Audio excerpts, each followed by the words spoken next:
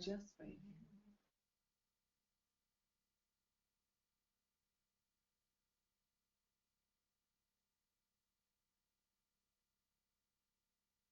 Right, hello and welcome to our first Amara Interior Blog Awards IBA Amazing Expert Panel collection of people we have here. Lovely. We're going to have a nice Q&A quiet session with all these lovely people, experts in their own field. So I am just going to briefly introduce you to all of them. They're going to tell you who they are and their area of expertise, and then we're just going to start bringing in the questions. So first of all, we have the lovely Kate on the end here. Kate Watson-Smyth. Go for it. Content is king. Oh, well, yes. I'm a journalist by trade. I've written for all the national newspapers for about the last 25 years, and I set up my blog in 2012. So I'm all about the words, and you can have all your fancy SEO and your branding and all that, but without content, you're nothing. So that's what I'm going to be talking about. So feel free to ask any questions you may have. Wonderful. And we have Grant here, Interior Style Hunter, another one of our IBA winners, which they all are actually, I didn't mention that, apart from Freddie, who's not allowed to because he is a member of the Amara team. So yes, Grant, PR, digital marketing. Yes, so I had a career in the city, and after deciding that just wasn't the best thing for me, I went off to Central St. Martin's to study interior design. And then just thought about a way in which I could build a profile for myself in the industry. So I started writing a blog, and the blog exploded. This was about 2.5 years ago, and designers and brands just started saying, we kind of want some of that action. We want to get involved. Like, we want you to start helping us with this. And sort of finding my way in this industry has been absolutely amazing. And now I have a marketing agency that works with interior designers and brands to build strategic marketing plans for them, mostly focusing on online. And the blog has been an amazing platform for me to find my voice, find my place in the industry, and meet incredible people and build a strong business. So now more questions for Grant, please. All questions can come via Twitter on using the hashtag #AskIBA. That'd be great. And Sarah here, who's going to be giving us a little bit of her knowledge on how to grow her blog into a successful business, which she's done amazingly well. I think all of you know that. So yeah, Sarah, over to you. Hi, I'm Sarah. I started my blog about 3 years ago after I had a similar story to Grant. I was working in an office in marketing, except I got fired and you chose me. So I got fired from my job. And I decided that at that point I was going to take the passion I had for interior design and just design and architecture and all those things and try and turn it into something that could become like my job, basically. And everyone told me that it wasn't going to be possible and that it was really hard to get into interior styling and blah, blah, blah. But I think blogging is a great way to break into any industry, especially if you don't know anyone or you don't have any contacts or qualifications. It's almost even better. So yeah, so I did that I've been doing that for about 3 years, and then, oh, such a rude interruption. And then I started having a lot of people, like the people that were reading my blog, ask about how I'd managed to basically build a job and a career out of just basically having a blog. So then I decided to start the Noble Blog School, which is where I teach courses and teach people about how to start their own blog successfully. So yeah, I've kind of ended up with 2 businesses out of just starting a blog, really, so can't complain. Wonderful. And then finally we have Freddie. He is what are you, Freddie? I'm joking. Freddie has really made the IBAs as successful it has from a very SEO perspective, so he's going to give us all of his knowledge today. So any questions again for Freddie, please use the hashtag. But if you can just give us a brief little measure about yourself, that'd be great. Of course. Hello, I'm Freddie. I've been part of the Amara team for about 5 years now. Started when we were only small. I think there's about 10 of us when I first started, so it's come a long way since then. Been part of some amazing campaigns here. A particular highlight being the Blog Award itself in its 4th year now. Is that right? Yeah. It's been incredible how much it's grown and how many bloggers just love to get involved. Another of the particular highlights that we've had is growing Amara's online magazine, The Lux Pad, from I think it was about 5,000 visitors a month up to now it's over 100,000 visitors a month, and a lot of that is from our SEO work, which is great for us. And that's about it from me. Wonderful. Right. If we're all ready to start asking some questions, I'm going to go and check out the machine and get some of those questions going to our lovely panel. So, shall I kick off with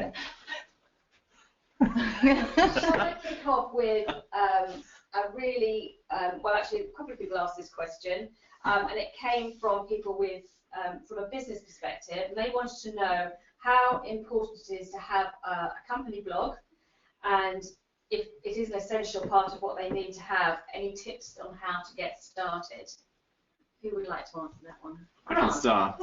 So, a company blog, whatever size your company is, I absolutely recommend that you get a company blog, because it's a way for you to take control of your communication and what you're putting out into the market. People understand who you are as a business, and this doesn't need to be, necessarily need to be a big corporate, although yes, that's a great idea. But even if you're just a startup on your own, starting a business, you absolutely need a blog. It's so key to, again, to just reiterate the point, be able to control the communication about your business that's going out into the market. And I think it's pretty good, as Sarah sort of mentioned in her intro, it's a really good way to build a network, build contacts, and actually get people to understand what you're about, what you do, and why you do it, and how you do it. It's just such a great way to communicate your brand and bring a brand to life over a series of posts across a period of time. You get the opportunity for people to really get an in-depth look into you that they wouldn't just necessarily see from a brochure or a static website. I think. Sorry, I'll put on to that, and then you can all. I've just had a follow-up question to that, which was how do you cope with PR companies and that sort of press release and turning it into a blog relationship with PRs? So, well, if you are if you're a blogger, because that's who we're talking to today, yeah. Working together with PRs is absolutely key, and they are the gateway to a lot of these brands. So if you're a blogger and you kind of want to start building relationships with brands, you absolutely need to get to know the PRs.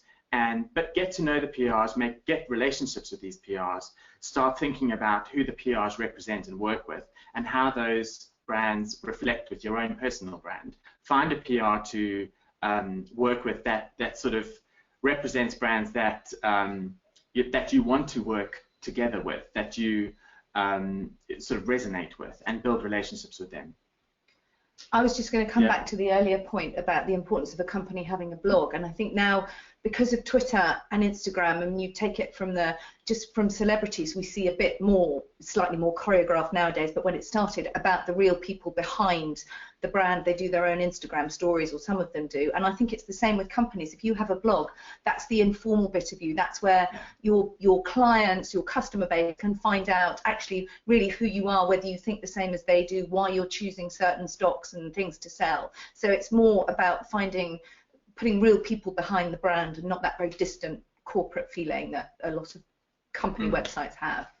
I think the thing with businesses and having blogs is that no one in this day and age wants to be sold to in a really straight up way.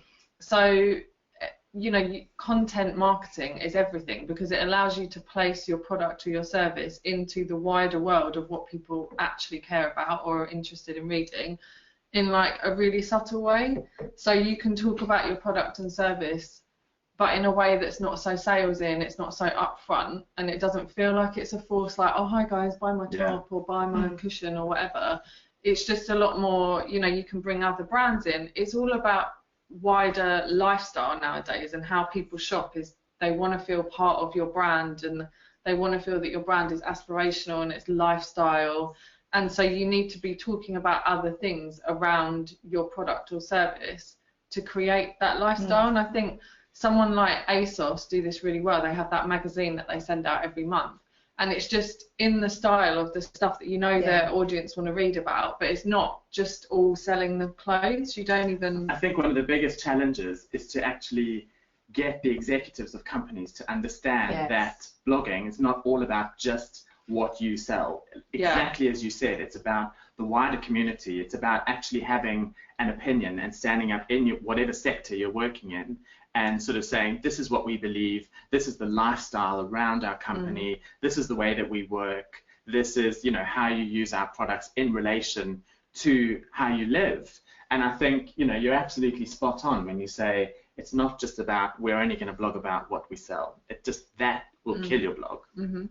But also from a blogger's point of view, if you're someone who writes a blog approaching companies, then it's very key that you look at those companies that feel as if they have the same values as you or the same taste as you, because it's much more personal. You're not just going to write about windows because that might be quite boring unless that's your niche, but find a company that sells things in your taste and bring yourself into it and work around it like that by approaching those PRs or those companies directly.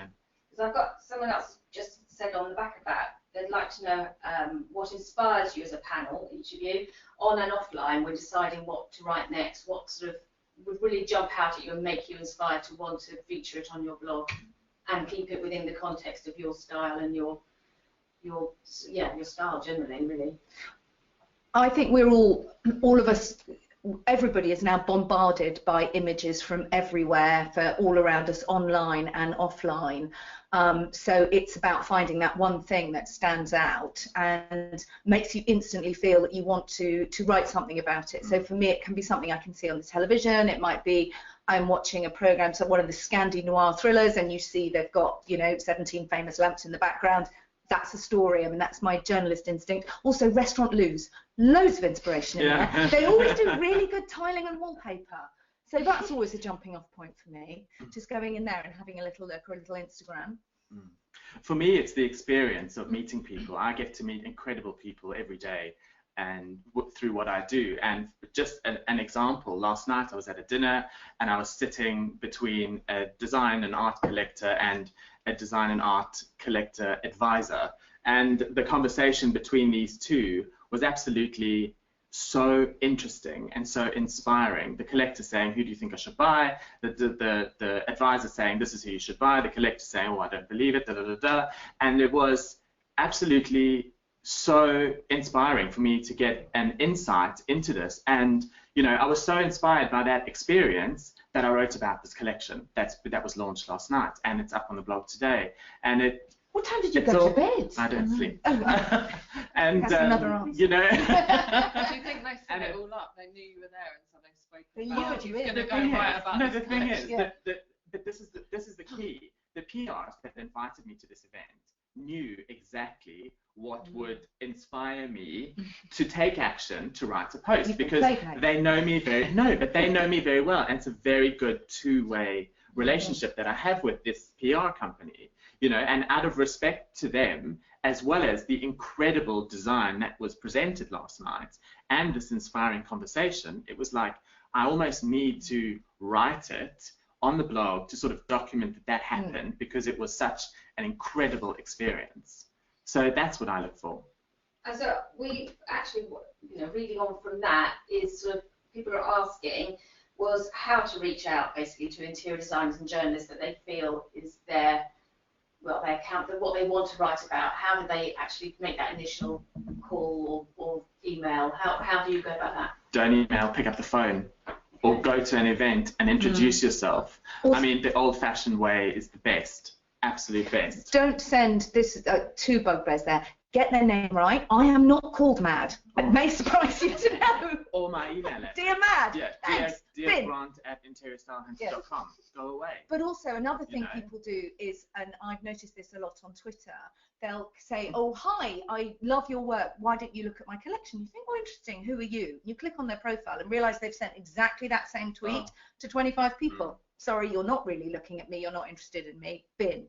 So, you know, be personal about it. Research who you're talking to. I think this comes down to, like, you've got to know what your USP is, like what your speciality is, and then you've got to go out and like really try and discover brands or designers or whoever that fit within your style. And as Grant said, like, build an actual relationship with them in the way that you would. You can do stuff online, and I do that a lot, but then you could have one meeting with someone in person and that shortcuts everything. Going to like trade shows and meeting the designers on the stands and getting chatting that way is really interesting. You can find like independent designers like that. But I think, you know, don't just try and go to everyone and be like, oh, you know, someone give me something to write about, or, you know, can I have a sponsored post? If you know, well, actually no, my style is this, so I'm just going to go and talk to these 5 people, it's going to be a lot more of a reciprocal relationship because they know that you're the right fit for them, you know that they're the right fit for you. So I think that's important. On top of that, I think it's quite important to almost not expect to be paid for everything that you write. Like, it needs to be completely natural, like you're saying, to fit in with your niche, with your own thoughts and that kind of feelings. So again, it comes back down to knowing exactly who you want to target that fits in with you, both from like kind of the SEO side and the outreach, which obviously gets quite a bad rep, to be honest. But as long as you know they're going to be interested, that's what's kind of the key part of it. And this is, I'm going to change the subject a little bit. I've had a really interesting question that I thought would be... That means it's hard. Well, maybe not. Maybe you'll just take this. They've asked here if the panel can advise how you balance online and offline life. And do any of the panel try any kind of switching offline time of day? Do you have Never. Don't say it. How Blasphemy in the world. So no, we've done that. No, We don't. we have terrible balance and we never turn it off.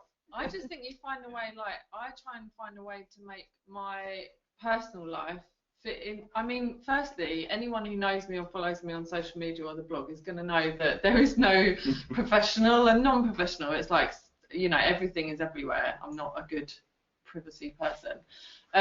So I just try and find things to do, like, you know, if it's taking my husband and my daughter out on the weekend, like, we'll try and find stuff that I can also take pictures of for the blog, or that might be really inspiring and, you know, as you said, is going to make me come away and have an idea for a blog post. So I just try and integrate that kind of design into lifestyle anyway, because we love it. And I think if you're passionate about it and you love it, it doesn't feel like work and, you know, downtime. I mean, you're always on, you know, you're always on. You're always sort of, you know, you see something in the corner and you think, oh, that would be really interesting to sort of document and look at and share with people, or that would be, and, you know, I think that's you're always on. I do have more of a separation, actually, because my children are teenagers and they don't want to be involved, and I actually do have quite a distinct online and offline life. But like Grant says, I might be seeing things all the time and never leave the house without a pen and a notebook, so I have that kind of offline, writing everything down, anything that inspires me, which I will then use later. But I don't document my life, my private life, for want of a better word, my family. Another great question from Andy. What are your insights about the concepts of storytelling when curating an article or a post for the blog? Is it more important than the core content information? Yes. How important is storytelling? Oh, right. Massively important. Very. Interpretation? I think you can, the thing is, you can take any product and you could go, here is a glass, it's shaped like this, it can hold this water in here. But if you tell a story about, well, it was made here, and that it, you know, the designer of it came up with this idea when he was in the bath, and then they went to this amazing factory in Milan or whatever, and then you're suddenly like, storytelling is just such an ancient art, and it's the thing that I think separates good content and not great content. I completely agree, but I would add to that your own personal views about it. Yeah. Yes. You know, I think adding in opinions about what you think about how the concept has come up, or the quality of the product, or whatever, I think that's absolutely key to differentiate you and give yourself a voice as well. And I would say, coming from a journalism background, newspaper background, very specifically, not magazines, where we were always told, you never put yourself in, this is reporting, this is factual, this is straight. And when I started the blog, so I set mine up in 2012, I started it very much like that, where I was reporting sort of reporting about these things I'd found, and it was quite dry. And then little by little people started asking about me, and I started putting more of myself into it. And actually that comes back to the idea of good content, because you're writing about something with passion, you're telling stories. That's absolutely the key. And magazines are quite distant. You know, you might write a letter to a magazine, they probably won't reply, or you might see your reply 3 months later in the print edition. Blogs are there in the here and now, and if somebody leaves a question on your blog at 8 o'clock in the morning, you could reply to them 10 minutes later if you're online. So it's a much more immediate personal relationship. Yeah, it's They're a conversation. Yeah, it's exactly. a conversation, and I think, you know, when you're in front of someone talking, you're not just going to talk about the facts. Yeah. You're going to share an opinion. You're going to share views. You're going to how you relate to debate. it. Yeah, exactly. And I think blogs are exactly that, just online. And that's exactly what your audience wants to hear, your opinions. That's why they're following you. Totally, Yeah. And that also answers the question of where you get the content from, because that's stuff, if you're writing about it because you're passionate about it, then your content will be more interesting because it's more authentic, which is a very overused word, but it's true. And I think audiences now are becoming much more sophisticated. They can tell if you've regurgitated a press release, they can tell if your heart's not in it, so they turn off, so you don't get the figures, because people aren't interested in reading it. Whereas if it's a personal, proper story, well told, you will bring people in. Perfect. Thank you. Well, I've got another question, more sort of for Freddie, which is the understanding of SEO, but I'm not completely understanding it. Can you recommend how I can find out more? Are there any good courses, tools that I can use to help me? If you search for Beginner's Guide to SEO, there's a guide on moz.com, which I believe ranks #1, which is literally the best place to learn it. They also have videos on there, so there's multiple ways that you can learn it. That's the best place. Wonderful. But it's so hard and boring, Freddie. Talk us through that bit. Because I was just about to say, can I ask a question? Yeah. I mean, and then you fell asleep. No.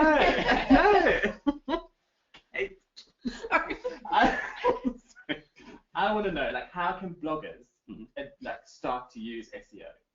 All right. So probably from a very kind of basic level, SEO all stems from keywords. That's what people are searching for. There's 3.5 billion searches a day on Google. So basically you need to find out what keywords people are searching for and then see what ones of them you can work into the post that you're doing. Whether, like, the examples like how to paint tiles, if you're a DIY blog, you could do a step-by-step guide and you could rank. So would you say how to is a good, that's a good phrase to work in? Yeah, in the interiors world, inspiration and ideas, keywords, so you've got bedroom ideas, living room ideas, then you go niche to like Scandinavian living room ideas, are all very popular search So you would put those in the title of your post? Yes, so you kind of, there's a tool for WordPress, Yoast. It's literally the best SEO plugin you can get for WordPress. If you literally use those. Yes. It's a traffic light. Even I can do this and stay awake. It's a traffic light. It's red, orange, green. And so you put in the keyword that you're trying to target, and like you say, it's a traffic light thing. So as long as you've got it in the title, it's like that's a green one. Got it in the meta description, that's green, and then so it all adds up, and you can see it just gives you more of a chance to rank. And then obviously there's lots of other bits and pieces on top. What's a meta description? I don't know. In Google, when you search for something, you get the title of the page and then a little bit of text underneath. Right. That's the meta description. So you can hopefully choose what Google writes there. Sometimes they rewrite it, but generally speaking, you can choose. Don't you think that people, when they start to learn about SEO, and I even had someone talking to me about this morning, they were like, I've been doing all the SEO, I've got on the first page and nothing's happened. Or they do all the SEO and they don't get on the first page. Like, I think there's no understanding of like the length of time. So SEO is a very kind of like long-term thing. Like for new sites, it can take months to try and get that, and obviously the higher authority you are, the more likelihood you are to rank, sort of thing. Often people target keywords that no one else is searching for, and so you can rank really well for keywords like that, but no one's searching for them, so you won't get the traffic. And again, for search terms that have a lot of volume, it's harder to rank for because obviously all like the big magazine onlines are all targeting them keywords as well. So actually, for anybody else who's as much of a beginner as me, and I'll stop if they're not, it is a bit like the Instagram hashtag, because actually if you do an Instagram picture and you just hashtag interiors, there's 47 billion people. You will never get in the top 9, which is the hallowed place, isn't it? Whereas if you go a bit more niche, interiors and my cat, you will rank more highly because it's more niche. Yeah. So kind of the longer tail, as it's known in Google, there's a lot more searches that get anywhere from 10 to 100 searches a month than there are getting over like 100,000. Yeah. And would it then be a question of the quality search over the quantity? Because if you get 100 searches but they're people with the money in their pocket, that is presumably better than a million people who are just... And they know more what they're looking for. Whereas if you go, like say, living room ideas, that's very broad. There's trends, colours, everything.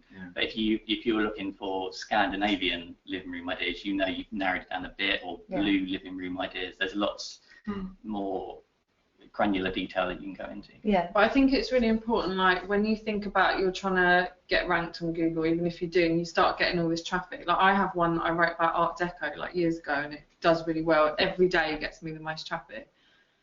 But then you need to make sure that that post has so much of your like personality in it that people who've never seen your blog or read it will then come to this and start reading it and go, okay, this answers what I wanted to know, but it's also really interesting. I'm interested to hear more about this person, and you want to like take them into other blog posts and things like that. And in my eyes, I'm trying to bring them into like my world and make them love me. I think they say, don't they, if you write a post, you should always link to other posts in the post you've written, because you want to drag everyone in, drag them down with you. I don't know whether this is relevant, because I don't actually totally know what it is, but I'm going to ask it. Do you need to be paying for the WordPress business plan to use the Yoast plugin? I know what they're talking about, WordPress.org or WordPress.com, right? Self-hosted. Yeah, potentially. That's what I would imagine that question is. No, Yoast should be free on whatever platform of WordPress you're using. Even on .com? Yeah, I think you still can get it. Good. There you go. That was an easy one. It was nice and easy. Right, I've got another one here for Freddie. Do bloggers compromise the essence of the story post by trying to get the best SEO?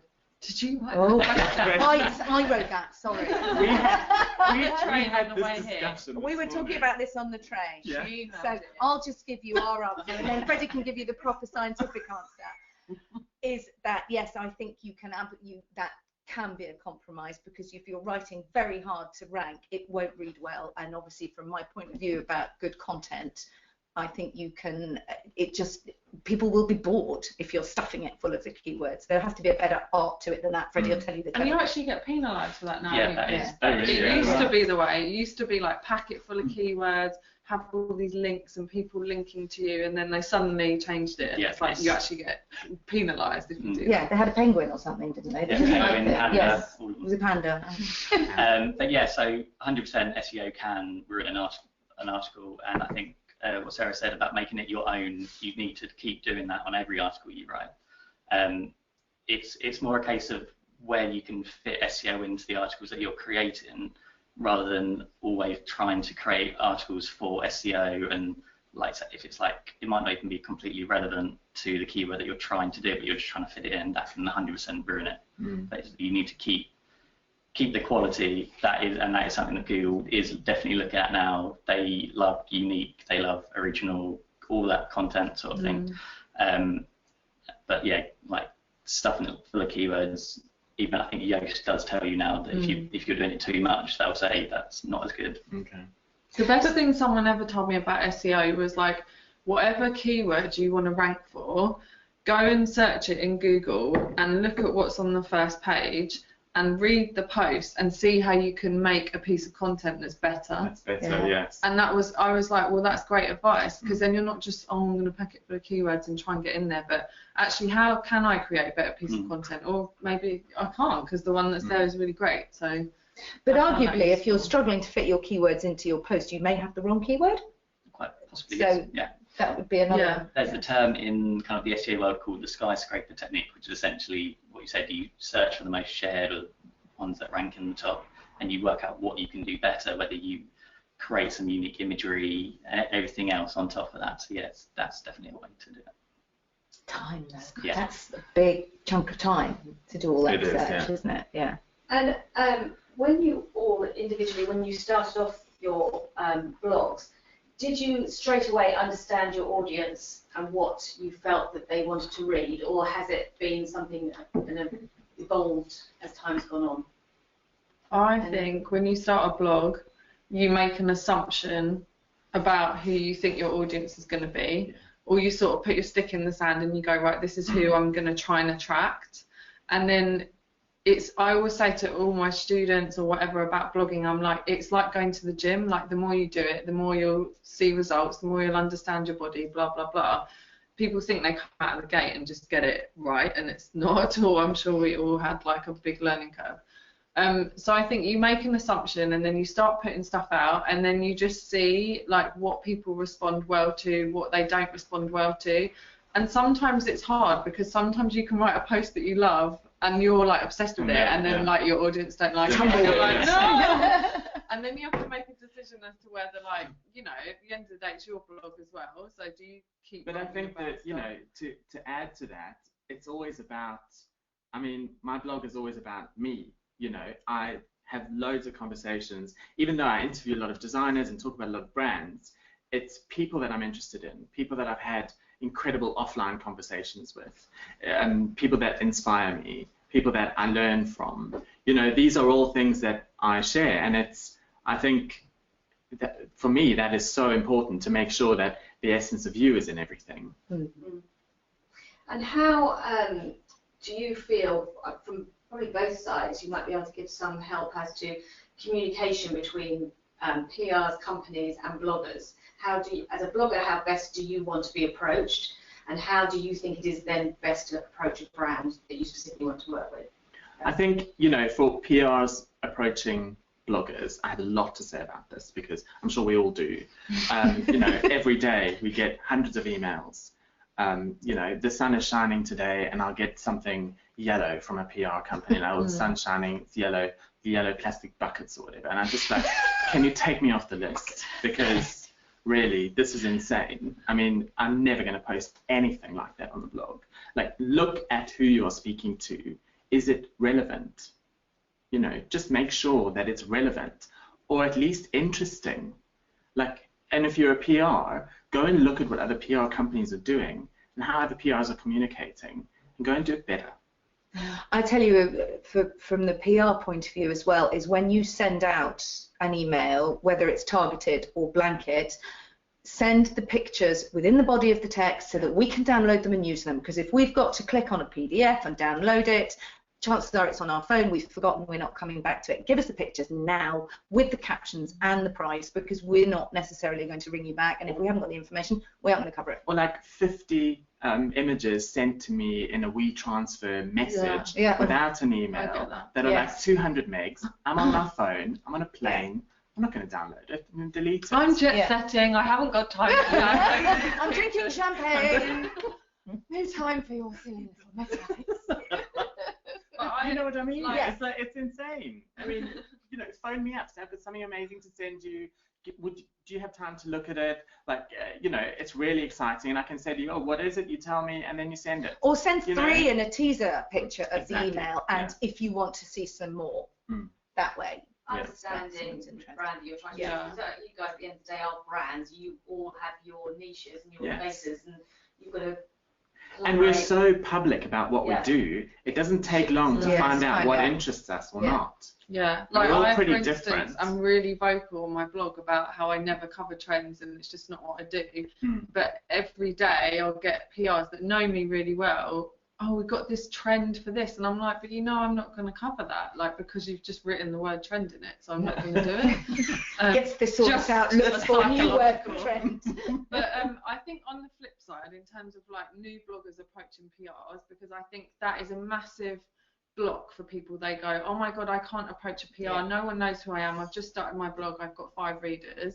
And I'm like, that's the perfect time to go and talk to PRs, because they're constantly talking to the same bloggers all the time, and as bloggers sort of evolve and graduate from the blogging world, you know, you're busier, there's less things that you can go and attend and stuff like that, so things like press events or launches are great places for like new bloggers to get in with a PR. Just email them, say, hey, I'm new on the scene, my blog specialises in this, please let me know if you've got any events or launches coming up, I'd love to come along and give you some coverage. And as soon as they hear that, they're like, tick, yes, you But can also come. it's great for you to go and learn. Yeah. Like, go and learn how to network. You know, go and learn how to write better posts, go and learn about the products, go and learn about the materials, learn about the designers, learn about how different designers design differently. Go and learn about design, but you've got to do it in the flesh, like get out there and go and do it. But also It's going to make you a better blogger. From the company point of view, I mean, I've worked a couple of times with companies, with a Danish company, for example, who just launched over here, and so I sort of found them I was one of the first people to blog about them in the UK, so then they came to me and said, can we work together? And we've kind of done it together over the last sort of 2 or 3 years of the blog, and they've got much bigger, and you know, that's worked quite well as well. So don't feel that you necessarily have to jump in straight off the top with the biggest brands. Go and find the smaller one, the one-man brand. Twitter is full of one-man bands doing small businesses. Those small brands are so interesting. Exactly. I mean, because They've you got get better to speak stories. to the makers and the creators, and there's much better stories about how they were founded. I mean, those are and they those want are the great. coverage, so that's the way. So you don't have to worry about the really big companies when you're starting. That can come later. Lovely, thank you. I've got a question here from Emily. She would like to know what SEO tools can you use for non-WordPress blogs? To be honest, I specialise in using WordPress. That's what we use at Amara. I don't know what you use. I use Squarespace, so I think I use WordPress for the Noble Blog School site, but I use Squarespace for my own. And what I found is that it's actually still really good. I think you just need to maybe understand the rules a bit more, because you don't have a plugin telling you what to do. So things like putting the keywords in the title, in the actual URL, obviously throughout your blog post, putting them on images and stuff like that, I think people overlook quite a lot. Yeah. But so you just need to read a little bit more about how to do it, but it doesn't mean that it's impossible, and I've still had really good results on Squarespace, so hopefully that helps. You almost need to create your own little checklist that would be in Yoast, but you just build it out. Maybe we'll build it for the IBAs and send that out. But yeah, so a little checklist, just so you can say it's in the title, everything like that, and then that's as good as a plugin, really. Can I jump in with an SEO question? Where do you do keyword research? So there's loads of tools. Some are free, some are paid. Some of the top free ones are Answer the Public. It's a really good one. It kind of generates lots of ideas around a certain topic. There's Keywords Everywhere, which kind of plugs into lots of different tools, and which Tommy's rumbling. It's lunch time here, so our stomachs are rumbling. Which basically then plugs into lots of different tools. Like if you search for something on Google, it will then tell you how many searches that gets in the top bit. And there's another one called Keyword Eye, which also has you put in a topic and it will give you loads of options. I think it's a good way to come up with content ideas as well sometimes, because you might go on there and put an idea for a keyword in, but actually see that a different one that maybe you hadn't thought about has got more people searching for it, and actually you're like, that could be really interesting. So sometimes if you're a bit stuck for an idea, that can be quite good. Lovely. And how does the panel generally feel about guest blogging? What, as in us doing it for someone else? Or? I guess so. That was all I've got actually from last year. My thoughts on it are, I say to my students on the blog school that in the first year I wouldn't spend loads of time on it. Like, I wouldn't go and guest blog for people. Oh no, sorry, I would if they were like bigger brands that might send some stuff my way, but I wouldn't try and get loads of guest bloggers onto my site maybe in the first year, because you're trying to establish your brand and your tone of voice, so you don't want to just keep muddling it with like, you know, oh, this person's writing a post for me this week or whatever. But if you can go out and do guest blogging for other people that have bigger reach and a bigger audience as a new blogger, then that's a great idea. But again, it's all about relevance. You know, if you're going to guest blog or ask someone to be a guest blogger, it needs to be relevant to their brand, to their followers. You want to leverage other people's networks when you're guest blogging, essentially, but it's got to be relevant. So, you know, really think about the relevance. The key thing you have to remember as a blogger in all of this is that that it is, as Grant would say, it is all about you. You are your brand. You decide what you're covering. You own your own media. Therefore, you have to be really on it all the time as to what you're covering and is it right for you, because that's all you've got. You haven't got a magazine behind you or a newspaper where you're representing a whole bunch of people. It's all about you. So if you're asked to go and guest blog, be really sure that there might be a really big company, but is it something that fits with you and your brand and your perception of yourself and your reader's perception of you? Yeah, Totally. I like, when I first started out, I got approached by a massive high street bank, and they were like, we want you to write some home improvement tips for all our mortgage people, whatever. We've got this many people that come to our site every month. And I was like, amazing. Yeah. Like, oh, I'm going to get all that traffic. How many? I got like 5 people. And I was like, I spent ages doing that. Yeah. And it could have been a great piece for myself. And then I was like, well, it's a bank. Like, people are there to go and do transactions. They're not there to go and like read lifestyle stuff. So it was a big learning curve, that one. 5 readers. So bear in mind costs, keeping that into your minds. At what point should we go spending, or what sort of relevance and spend should we use for SEO, for Instagram, Twitter, paid accounts, etc.? Do you know what that really means? I feel like I've spoken loads, so I want you guys to talk now. I don't spend any money on any of that. But so is that sort of like sponsored posts? Like Equipment. no, like sponsored social media posts. I suppose it's for you guys, where knowing where your audience is best placed in terms of where you spend your money, I suppose would be the answer, would it? I think as a blogger, you don't need to spend really much money. I mean, you might spend money on like your hosting and maybe your platform that you're using, and maybe a nice camera or like a Lightroom subscription or something like that.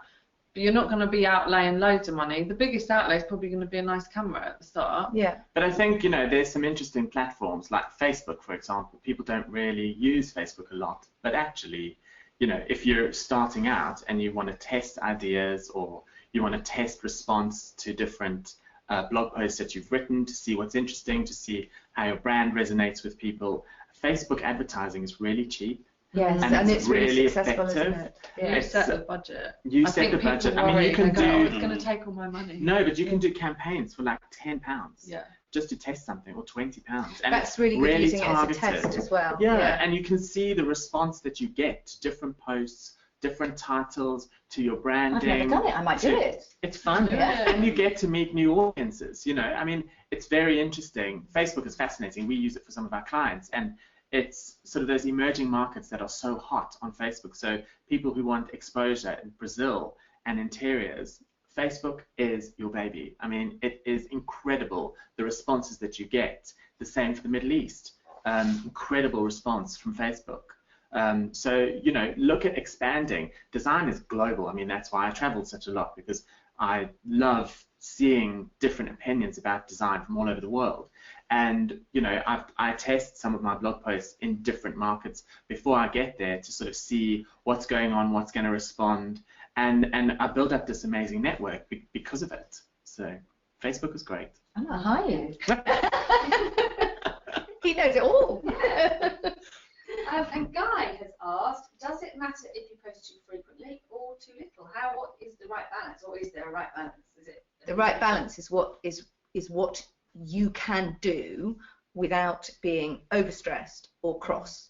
And I think you have to decide, you have to be consistent with it. So you have to decide if you're going to post once a week, 3 times a week, or every day, but do it at the same time every day. I mean, it's the same with Instagram. Find out when your people are online and post at that time. So with a blog post, which will be there longer than an Instagram or a tweet, then just decide what you can manage and stick to it. But don't suddenly do 3 posts one Tuesday and nothing for 2 weeks and then one on a Wednesday, because that irritates people. They have so much stuff coming at them online from all directions into their inboxes. They just want to know that at that time that post will be there, and if they don't have time to go to it that moment, they can come back to it, but it will be there. It's reliable. It's like the trains. Well, maybe not the train. Not a great analogy. It's a really bad analogy. It's like the rain. I couldn't agree more. Consistency is absolutely key, and through everything, and especially marketing, because essentially this is all marketing. And I say, you know, with regards to budgets, if you only have £1,000 marketing budget, spread it out over 10 months and spend £100 a month. That's going to be way more effective than £1,000 all at one go. And it's exactly the same with social media. You know, get yourself buffer, get yourself whatever, you know, start planning things, build your content story. It's really powerful. I think also people underestimate how much they just say you're consistent with blogging, but they'll just put the post up and not then do anything with it afterwards. You've got to work it. Yeah, so I think, you know, it's not so much about like, oh, you just got to post all the time and that's what's going to be the tipping point. It's not. It's, you know, do one blog post a week if you want to, or one every 2 weeks, or even one a month. But if it's like massively juicy and your audience love it, and then you're going to spend time like promoting it, and attracting more and more of the audience to that, then that's half the battle. You could be posting every day and they're just, you know, falling on deaf ears because it's too much content and you're not finding the audience for it. I absolutely think that promotion of the posts is so, I mean, it's almost 60% of a successful blog post is the promotion of it. You know, it's absolutely key. People need to know about what you're saying. Wonderful. Well, thank you very much. You've all been amazing. I think we've probably learned a lot this morning. I'm just going to ask you all one last question. This is going to be the curveball. Off you go. I'm going last. People want to know, you were saying about characters and building, you know, a profile, which is who people are buying into. So if you could go back in time, what advice would you give yourself in starting out? Who's going No, first? Not me. In blog world? In blog world. In blog world. I think I've done everything like perfectly, so I have no advice for myself. No, I think I would have said you should have started sooner, and I would say that I think it's really important to be really strong in your kind of personality and your, you know, find what you specialize in as early as you can, because then the strength in that is just going to keep going up and up. And I think it probably took me 6 months or a year to really like figure out what that was. And I think now, well, if I'd nailed that when I first started, I could be so much further.